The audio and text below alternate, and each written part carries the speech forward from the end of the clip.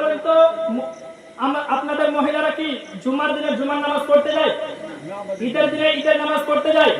বাকরা ঈদের দিনে বাকরা ঈদের নামাজ পড়তে যায়? আচ্ছা, মহিলারা যেতে পারে কিনা?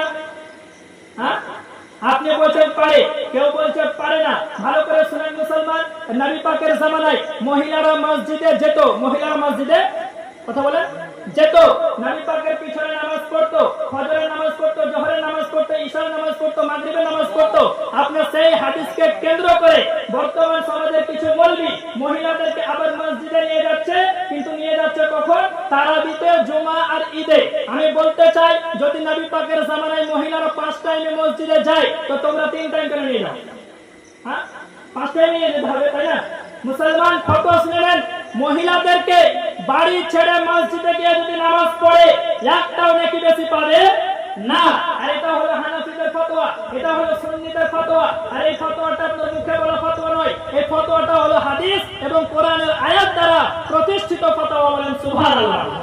মুসলমান নবী পাকের জামানায় মহিলারা মসজিদে যেত, তার কারণ হলো এই, সেই সময় আপনার কোনো ইসলামিক শিক্ষার প্রতিষ্ঠান ছিল না, সেই সময় কোনো জলসা ছিল না, কোনো মাহফিল ছিল না, কোনো মিলাদ ছিল না। নবী পাক যে শিক্ষাটা মহিলাদেরকে দিতেন সেটা হলো মসজিদে নববীতে নামাজের পূর্বে বা নামাজের পরে নবী পাক দাঁড়িয়ে শিক্ষা দিতেন। বলেন সুবহানাল্লাহ। আর শিক্ষা অর্জন করা, যেহেতু নবী পাক ইরশাদ করেছেন, তলাবুল ইলমি ফারিদাতুন আলা কুল্লি মুসলিমিন ওয়া মুসলিমা, প্রত্যেকটা মুসলমান নরনারীর জন্য ইলমে দিন শিক্ষা করা ফরজ। এই জন্য মহিলারা মসজিদে কথা বলে যেত। আরেকটা কারণ কি ছিল? সেই সময় আপনার ইসলামিক শিক্ষার প্রতিষ্ঠান ছিল না, আর সেই সময় মুসলমানদের সংখ্যা কম ছিল। নবী পাক দেখলেন যদি মহিলারা মসজিদে আসে, মুসলমানের সংখ্যা অসংখ্য দেখাবে, কাফেররা আক্রমণ করতে পারবে না, এই জন্য মহিলারা মসজিদে যেত। কিন্তু মুসলমান বর্তমান সমাজে মহিলারা মসজিদে যেতে পারবে? কথা বলেন, পারবে না। মুসলমান হাদিস নেন আপনি, এই হাদিসটি লিপিবদ্ধ আছে মুসনাদ আহমদ বিন হাম্বল, হাদিস নাম্বার 26542 এর মধ্যে।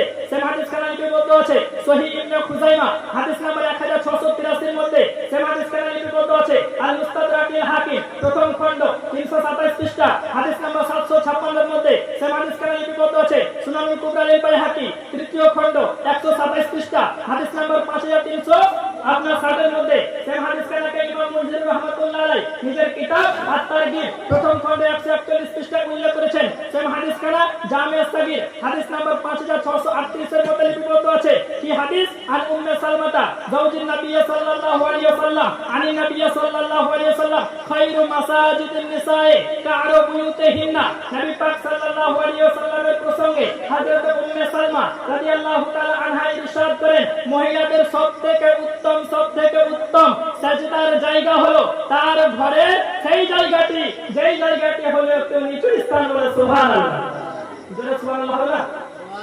হে মুসলমান, কোন জায়গায় নিচু স্থান? হে মুসলমান, বাড়ি নয়, বাড়ির ঘর, ঘর থেকে সেই স্থান যেটা হলো নিচু স্থান। সুতরাং বাড়ি থেকে ঘরে হলো বেশি পর্দা, ঘর থেকে নিচু স্থানে বেশি পর্দা। তাই নবী পাক ইরশাদ করেন, এই হাদিসটি লিপিবদ্ধ আছে মুসনাদ আহমদ বিন হাম্বল, হাদিস নাম্বার 26570 এর মধ্যে, মুসনাদ আবি ইয়ালা, হাদিস নাম্বার 7025 এর মধ্যে, মুজামে কাবির তাবরানী 23 খণ্ড 313 নম্বর পৃষ্ঠার মধ্যে। আন উম্মে সালমাতা যাওজিন নবী সাল্লাল্লাহু আলাইহি ওয়াসাল্লাম আনি নবী সাল্লাল্লাহু আলাইহি ওয়াসাল্লাম খায়রু সালাতিন নিসায়ে ফি কা'আরি বুয়ুতিহিন্না। হযরত উম্মে সালমা রাদিয়াল্লাহু তাআলা আনহা ইরশাদ করেন যে মহিলাদের সবথেকে উত্তম সেই নামাজের স্থান হলো মহিলাদের সেই নামাজটি, যেই নামাজটি মহিলা বাড়ির ঘরে সবচাইতে নিচু স্থানে পড়েছে। বলেন সুবহানাল্লাহ। এই মুসলমান নিচু স্থান কেন বলেন তো? মহিলাদের জন্য পর্দা, মহিলাদের জন্য কথা বলছেন না, মহিলাদের জন্য পর্দা। আচ্ছা বলেন তো, জালসাতে যদি বেশি নেকি হয় আর মিলাদে যদি কম নেকি হয়, উদাহরণস্বরূপ বলি, একদিকে যদি জালসা চলে একদিকে মিলাদ চলে, কোন দিকে যাবে? হ্যাঁ, একদিকে জালসা চলছে একদিকে মিলাদ, জালসাতে বেশি নেকি মিলাদে কম নেকি, তো আপনি কোন দিকে যাবেন? জালসাতে যাবেন না, জালসাতে নেকি বেশি নয়।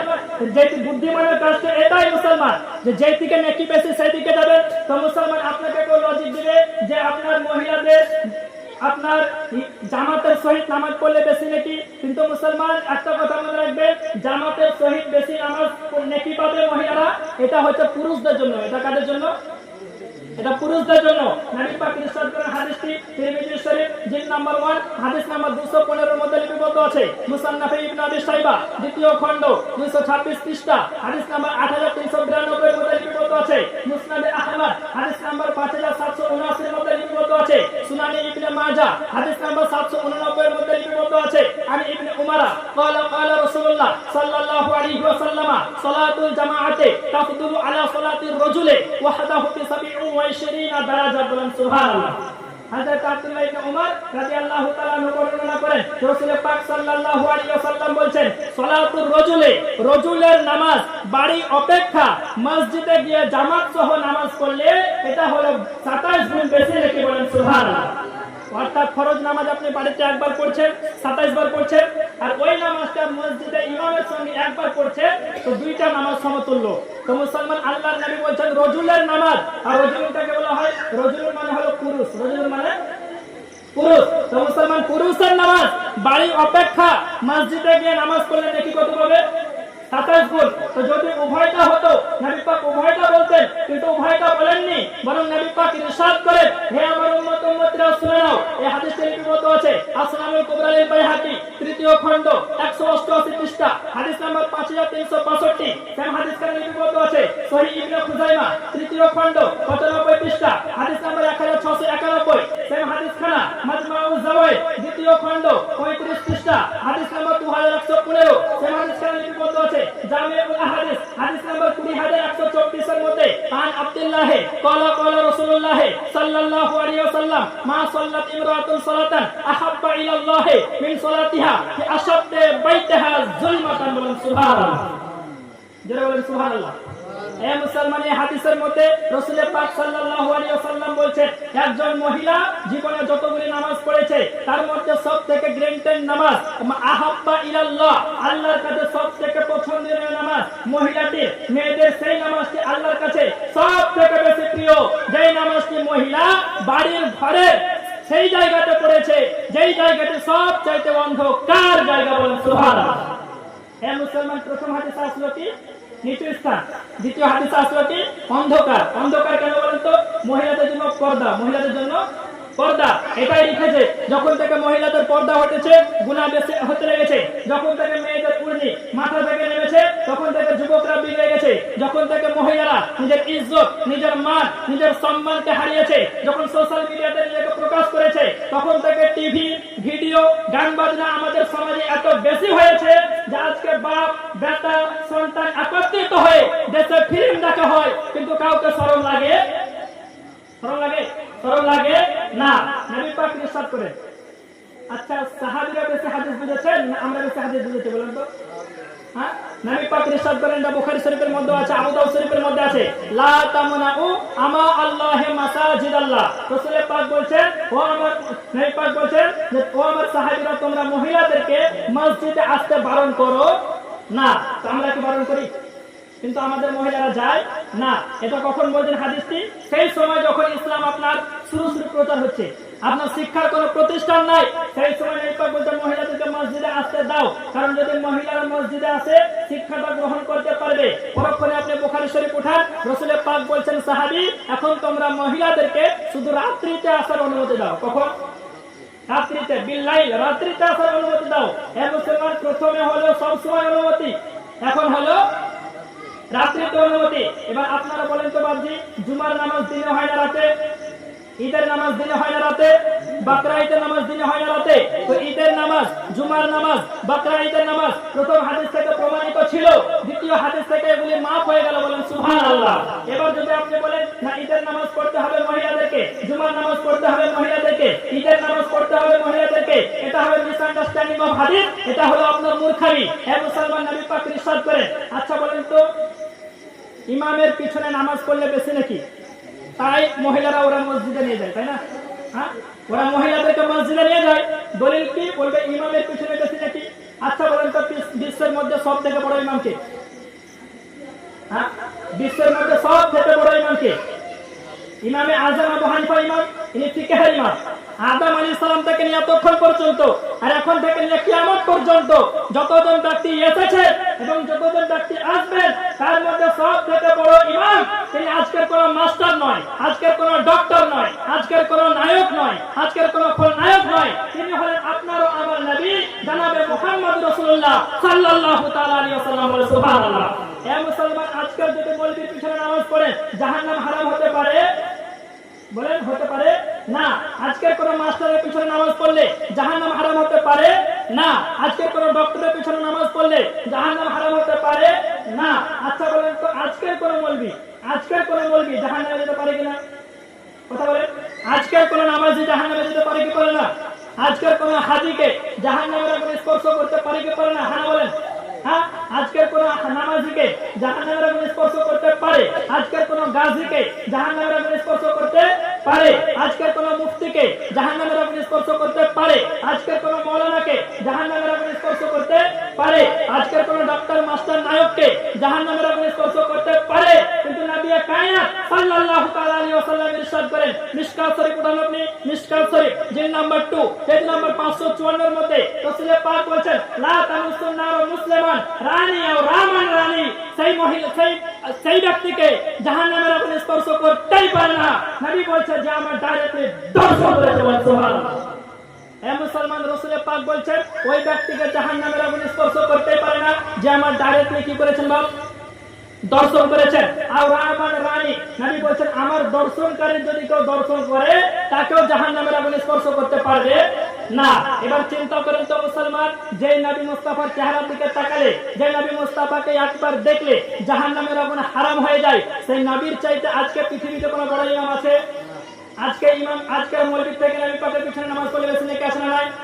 হ্যাঁ, এবার একটা হাদিস শুনেন মুসলমান, তারপর বক্তব্য শেষ। এই হাদিসটি লিপিবদ্ধ আছে, ভালো করে শুনেন। যারা মহিলাদেরকে মসজিদে নিয়ে যায়, আমরা কেন নিয়ে যাই না, ক্লিয়ার হয়ে যাবে হাদিস থেকে। এই হাদিসটি লিপিবদ্ধ আছে, কিতাবটির নাম হচ্ছে মুসান্নাফে ইবনু আবি শাইবা। কি নাম? মুসান্নাফে ইবনু আবি শাইবা। ইনি হলেন ইমাম বুখারী করেন, ইমাম বুখারীর উস্তাদ, ইমাম মুসলিমের উস্তাদ, ইমাম ইবনু আবি শাইবা রাহিমাহুল্লাহ। তিনার লেখা কিতাব মুসান্নাফে ইবনু আবি শাইবা, দ্বিতীয় খণ্ড 157 পৃষ্ঠা, হাদিস নাম্বার 7620 এর মধ্যে হাদিসটি লিপিবদ্ধ আছে। সেম হাদিসখানা আল আহাদ ওয়াল মাসানি, এই কিতাবের 6 খণ্ড 150 পৃষ্ঠা, হাদিস নাম্বার 3379 এর মধ্যে লিপিবদ্ধ আছে। সেম হাদিসখানাকে ইমাম জালালউদ্দিন সুয়ুতী রাহমাতুল্লাহ আলাইহি আদ-দুররুল মানসুর 6তম খণ্ড 236 পৃষ্ঠায় হাদিসটি উল্লেখ করেছেন। আন উম্মে হুমায়দিন ক্বালাত কুনতু ইয়া রাসূলুল্লাহ সাল্লাল্লাহু আলাইহি ওয়াসাল্লাম ইয়ামনাউনা আজওয়াজুনা আন নুসাল্লিয়া মাআকা ওয়া নুহিব্বু সালাতা মাআকা, ক্বালা সালাতুকুন্না ফি বুয়ুতিকুন্না আফযালু মিন সালাতিকুন্না ফি হুজারিকুন্না ওয়া সালাতুকুন্না ফি হুজারিকুন্না আফযালু মিন সালাতিকুন্না ফিল জামাআতি। বলেন সুবহানাল্লাহ। এই মুসলমানের হাদিসটি ভালো করে শুনেন। এই হাদিসের মধ্যে কয়েকজন মহিলা নবী পাকের দরবারে উপস্থিত হলেন। উপস্থিত হওয়ার পরে বলেন, ইয়া রাসূলুল্লাহ ইয়ামনাউনা আজওয়াজুনা আন নুসাল্লিয়া মাআকা ওয়া নুহিব্বু সালাতা মাআকা। ইয়া রাসূলুল্লাহ, ইয়া হাবিবাল্লাহ, আমাদের স্বামীগণ আমাদেরকে আপনার পিছনে মসজিদে নামাজ পড়তে বারণ করছে। ওয়া নুহিব্বু সালাতা মাআকা, আর আমরা চাইছি আপনার পিছনে নামাজ পড়ব। অনেকগুলো মহিলা নবীর দরবারে আসলেন। আচ্ছা, যেই মহিলাটিকে বারণ করছে তার স্বামীরা কি সাহাবী না? সাহাবীগণ নিজের নিজের স্ত্রীকে বারণ করছেন, মহিলাদেরকে বারণ করছেন যে তোমরা নবী পাকের পিছনে নামাজ পড়ো না। এবার মহিলারা নবী পাকের দরবারে উপস্থিত হলেন। উপস্থিত হওয়ার পরে বলেন, ইয়া রাসূলুল্লাহ, ইয়া হাবিবাল্লাহ, আমরা চাইছি আপনার পিছনে নামাজ পড়তে, কিন্তু আমাদের স্বামীগণ বারণ করছে। তো আমরা কি করব? নিজের ইচ্ছাকে মানবো না স্বামীগণের হুকুমকে মানবো? আজকের কোন মাস্টার ডাক্তার হলে তাকে বলে দিত, হেই আমার পিছনে এসে নামাজ পড়ো, তোমার স্বামীগণ বারণ করছে, এটা তোমার কোনো দেখার দরকার নাই, এটাই বলতো। আজকে মৌলবি এটাই বলছে। কিন্তু সাইয়্যিদুল আম্বিয়া, সাইয়্যিদুল মুরসালিন, ইমামুল মুরসালিন, শাফিউল মুজনাবিন, রাহমাতুল আলামিন নবী মুহাম্মদ রাসূলুল্লাহ সাল্লাল্লাহু আলাইহি ওয়াসাল্লাম ইরশাদ করেছেন, সালাতুকুন্না ফি বুয়ুতিকুন্না আফযালু মিন সালাতিকুন্না ফি হুজারিকুন্না, সালাতুকুন্না ফি হুজারিকুন্না আফযালু মিন সালাতিকুন্না ফিল জামাআতি। বলেন সুবহানাল্লাহ। হে মুসলমান, আমার নবী বলছেন, এ আমার মহিলা, এ সাহাবীরা শুনে নাও, তোমরা পছন্দ করছো আমার পিছনে নামাজ পড়তে, তোমাদের স্বামীগণ বারণ করছে, কিন্তু শুনে নাও, মহিলাদের নামাজ বাড়ির ভিতরে নামাজ পড়া, বাড়ির বারান্দায় নামাজ পড়া অপেক্ষা উত্তম। বলেন সুবহানাল্লাহ। আর তোমাদের বাড়ির বারান্দায় নামাজ পড়া, মসজিদে এসে আমার পিছনে নামাজ পড়া অপেক্ষা উত্তম। বলে সুবহানাল্লাহ। তো মুসলমান, আজ থেকে 1500 বছর পূর্বে মসজিদে নামাজ পড়া অপেক্ষা মহিলাদেরকে বাড়ির ঘরে কোরআনে নামাজ পড়াতে নবী পাক তারজিহ দিয়েছেন, তাকে আপনার প্রাধান্য বেশি দিয়েছেন। তার আজকে 1500 বছর পর কোন মৌলবি, কোন মুন্সি, কোন ডাক্তার, কোন রাইটার, কোন মাস্টার, কোন নায়ক, কোন খলনায়কের এটা অধিকার হতে পারে না যে মহিলাদেরকে মসজিদে নিয়ে যাবে। হতে পারে? আচ্ছা, এই হাদিস থেকে কি ক্লিয়ার হলো? যে নবী পাক নবী সুন্নাত কি প্রমাণিত হলো? মহিলাদেরকে বুঝিয়ে বাড়িতে নামাজ পড়া, তাই তো? আর সাহাবীদের সুন্নাত কি প্রমাণিত হলো? মহিলাদেরকে মসজিদ থেকে পালন করা, তাই তো? এই হাদিসটি ভালো করে জেনে রাখেন। সাহাবায়ে কেরামের সুন্নাত মহিলাদেরকে বারণ করা, আর নবীর সুন্নাত মহিলাদেরকে বুঝিয়ে বাড়িতে নামাজ পড়তে বলা। এবার শুনেন মুসলমান, তিরমিজি শরীফ দ্বিতীয় খণ্ড 93 পৃষ্ঠা, লাইন নম্বর 1 2 3 4, চ্যাপ্টার নম্বর বাবু ইফতারাকে হাজির উম্মাহ, মুক্তারে in company, নাশিরানি Islami Qutub Deoband UP India ছাপ। সেম হাদিসখানা মিশকাতুল মাসাবি প্রথম খণ্ড 30 নম্বর পৃষ্ঠা। আন ইবনে উমারা قال قال رسول الله صلى الله عليه وسلم لا يأتين على أمتي كما أتى على بني إسرائيل حزو النعل بالنعل حتى إن كان منهم من أتى أمه ألم يتلقن في أمتي وما يصنع بذلك فإن بني إسرائيل تفرقت على 72 ملة وتفترق أمتي على 73 ملة كلهم في النار إلا ملة واحدة قالوا من هي يا رسول الله قال ما أنا عليه وصحبي سبحان الله। মুসলমান, ইমাম তিরমিজি হাদিসটি উল্লেখ করার পর হাদিসটিকে বলছেন হাযা হাদিসুন হাসান, হাদিসটি হলো হাসান। ইমাম হাকিম রাহমাতুল্লাহ আলাইহি আল মুস্তাদরাকিল হাকিমের মধ্যে হাদিসটি উল্লেখ করেছেন। উল্লেখ করার পর বলছেন হাযা হাদিসুন সহিহুল ইসনাদ, এই হাদিসটি হলো ইসনাদ অনুযায়ী সহিহ হাদিস। বলেন সুবহানাল্লাহ। মুসলমান, দলিল দিয়ে আলোচনা করছে কেন বলেন তো? কাল কোন মৌলবি বলবে মহিলারা মসজিদে যাবে, চলেন আমি দলিল দিয়ে দিচ্ছি। কারণ যতই বড় টুপি পাগড়ি মুহাদ্দিস এসে বলুক না কেন, আমরা নবীর হাদিসের বাইরে যাব না। এই হাদিসটি এবার শুনেন। সাহাবায়ে কেরাম সুন্নাত মহিলাদেরকে মসজিদ থেকে বারণ করা, নবীর সুন্নাত বুঝিয়ে বাড়িতে নামাজ পড়তে বলা। এবার আমার নবী বলছেন সাতাফতারিকু উম্মতি আলা 73 মিল্লাতান, মাই উম্মাহ will be divided into 73 group। রাসূল পাক বলছেন এ আমার উম্মত, নবী পাক বলছেন আমার উম্মত 73টি ফিরকায় বিভক্ত হবে। কয় ফিরকায়? হাদিসটা শুনেছেন বলেন? হ্যাঁ, শুনেছেন তারা হাত উঠিয়ে বলেন ইয়া রাসূলুল্লাহ। যারা শুনেছেন হাত উঠিয়ে বলেন ইয়া রাসূলুল্লাহ। তো ব্রাদারান ইসলাম, নবী পাক বলছে আমার উম্মত 73 ফিরকায় বিভক্ত হবে। কুল্লুহুম ফিন নার, সমস্ত ফিরকা জাহান্নামী হবে। ইল্লা মিল্লাতান ওয়াহিদা, একটি ফিরকা জান্নাতি হবে। সাহাবায়ে কেরাম জিজ্ঞাসা করলেন ওই একটি ফিরকা, যে ফিরকাটি জান্নাতে যাবে তার পরিচয় কি? ক্বালু মান হিয়া ইয়া রাসূলুল্লাহ, what is the token of that ফিরকা, what is the sign of that ফিরকা, তার পরিচয়টা কি, তার আলামতটা কি, তার পেহচানটা কি? আমার নবী বললেন মা আনা আলাইহি ওয়া সাহাবী, হু B follow my Sunnah and Sunnah my বিলিভেড companion. যে দলে আমি এবং আমার সাহাবীরা আছে, এই দলের প্রতি যারা অটল থাকবে তারাই হবে জান্নাতি। বলেন সুবহানাল্লাহ। নবী বলছে আমার সাহাবীর সুন্নাতকে যে মানবে সে হলো জান্নাতি। নবীর সুন্নাত মহিলাদেরকে আপনার বুঝিয়ে বাড়িতে নামাজ পড়তে বলা, সাহাবীর সুন্নাত মহিলাদেরকে আপনার মসজিদে নামাজ পড়তে না বলা, এই দুইটি সুন্নাত পৃথিবীতে যদি কেউ আমল করছে একমাত্র আহলে সুন্নাত ওয়াল জামাত করছে। সুতরাং এই আহলে সুন্নাত ওয়াল জামাত নবী এবং সাহাবীর পথের উপর আমল করে। সুতরাং এই আহলে সুন্নাত ওয়াল জামাত হলো জান্নাতি। বলেন সুবহানাল্লাহ। মুসলমান আহলে সুন্নাত আমাদের প্রতি অটল থাকবে আর 72 জাহান্নামী ফিরকা থেকে ঈমান বাঁচাবে। ইমাম ইশক মোহাম্মদ আলা হযরত বলছেন আহলে সুন্নাত কা হে বেড়া পার, আসহাবে হুজুর নজম হে और নাও হে ইতরাত রাসূলুল্লাহ। সুবহানাল্লাহ। আসসালামু আলাইকুম ওয়া রাহমাতুল্লাহি ওয়া বারাকাতুহু।